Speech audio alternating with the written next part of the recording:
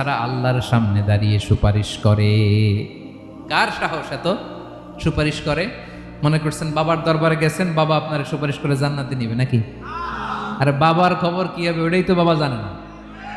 কথা বলেন। আপনি যে পীরের দরবারে যে সিজদায় পড়ে রইলেন, ওই পীরের অবস্থা কি হবে ওটার কোনো গ্যারান্টি আছে? এই সহজ হিসাবটা বুঝে না। আপনি যেই দরবারে যে মাথা ঘষেন, যেই দরবারে যে সেজদা দেন, যেই দরবারে যে মানত করেন, যেই পীরের পায়ের মধ্যে পড়ে থাকেন, ওই পীরের অবস্থা কি সেটাই তো সে জানে না, ঠিক কিনা? কেউ সুপারিশ করতে পারবে না। তবে হ্যাঁ, আল্লাহ যদি কাউকে দয়া করে অনুমতি দেয় তাহলে করতে পারবে, তাহলে পারবে। সেই কিয়ামতের দিনটা বড্ড ভয়ঙ্কর, কেউ সুপারিশ করার সাহস পাবে না। আরে আমার অবস্থা কি আমি জানি না, আমি আবার কারোর জন্য সুপারিশ করবো?